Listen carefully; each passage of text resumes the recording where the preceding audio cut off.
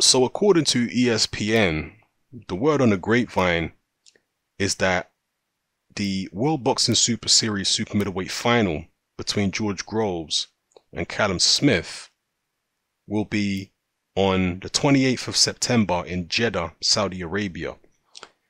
Now, if this is true, then it appears that the organizers of the World Boxing Super Series have had to do some type of deal with the Saudis, because the cruiserweight final was initially supposed to be in Saudi Arabia, and that obviously didn't happen. So perhaps the Saudis were unhappy with that, and they wanted some type of compensation, they wanted some type of consolation prize.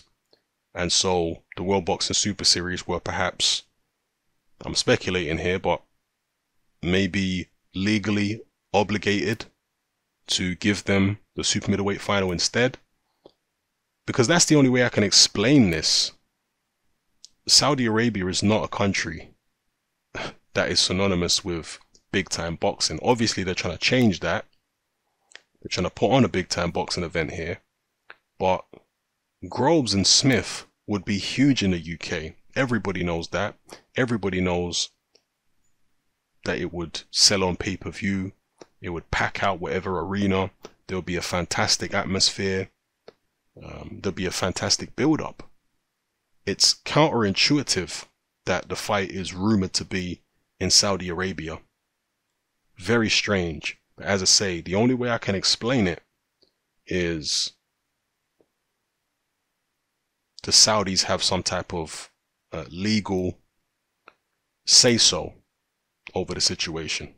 You know, the organizers of the World Boxing Super Series are legally obligated because nothing else makes sense. Now, I know the cruiserweight final was supposed to be in Saudi Arabia anyway, and the organizers of the World Boxing Super Series said, well, Callum said, actually, he's not one of the money men behind the World Boxing Super Series. He's just the guy who manages the boxing side of it in terms of acquiring the talent and then promoting the talent. But Callum said that they want the World Boxing Super Series to be a global tournament. That's why it's called the World Boxing Super Series. So they don't just want to confine the events to the standard countries that we're used to, like Germany, you know, the UK, United States, etc. No, they want it to be truly global and bring boxing to new territories, to places where you don't normally see boxing. And I respect that. But this one is going to be a head scratcher for a lot of the British public. You know, to them it doesn't make sense, and to them they'll be very disappointed. There's also I don't want to say it's an issue, it's certainly not an issue for the organizers, but there's also the fact that in Saudi Arabia there's no income tax. Perhaps that's a factor in why the Saudis were able to secure one of the events. You know, I don't know, but maybe that's why. Maybe there's a way for the organizers to somehow avoid paying tax. I mean, you can work in one of these Arab countries that don't have income tax, but when you go back to your country, you often get stung for a tax bill.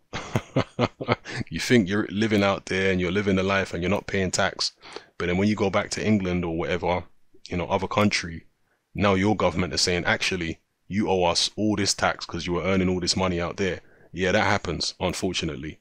But when you're dealing with rich and powerful people, who the organizers of the World Boxing Super Series are, these kind of people tend to know the loopholes. You know, they tend to know the loopholes. And I mean, you just look at British politics with all the shell companies that they have in the Cayman Islands and various Caribbean tax havens. You know, you got MPs and all kinds of people who have got these shell companies set up in these tax havens in order to avoid paying tax in the UK for their UK businesses. So a lot of the rich people and powerful people, they know how to avoid paying tax anyway, and it's just pure speculation, but perhaps that might have been a reason why Saudi Arabia was such a desired place for the World Boxing Super Series to put on an event. Anyway, speculation aside, the fight going ahead is the most important thing. It's disappointing that it's taken so long. You know, September 28th is very, very late in the year, and it will overlap into the next season, which is what Callum said he didn't want to happen. And the fact that it's overlapping so much into the next season, 28th of September, that to me suggests that George Groves' shoulder injury is really, really serious. And it obviously looked bad when his shoulder came out. You know, he was hanging.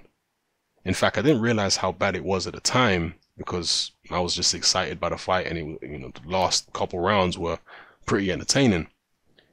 But watching the fight back later, it was shocking actually how bad that dislocated shoulder was for George Groves.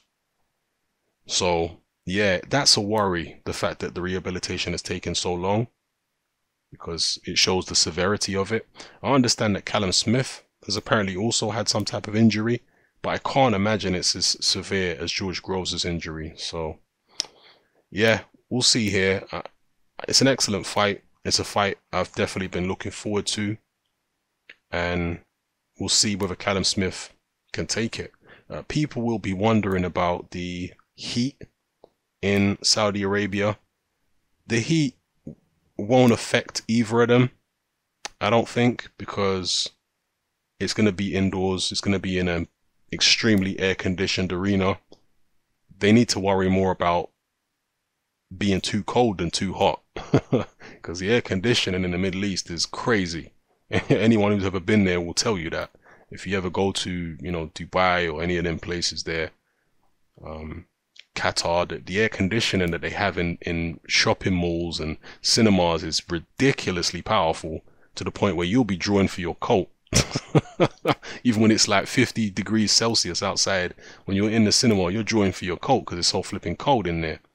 So they won't have any issues inside. And the time difference between Saudi Arabia and the UK, I think it's only about 2 or 3 hours. So there's not going to be too much in terms of jet lag. So I don't think they'll need to arrive in Saudi Arabia, more than a week before the fight, because there really won't be much of an issue when it comes to jet lag when you're only dealing with a 2 or 3 hour time difference. So yeah, we'll see if this fight gets announced in the near future.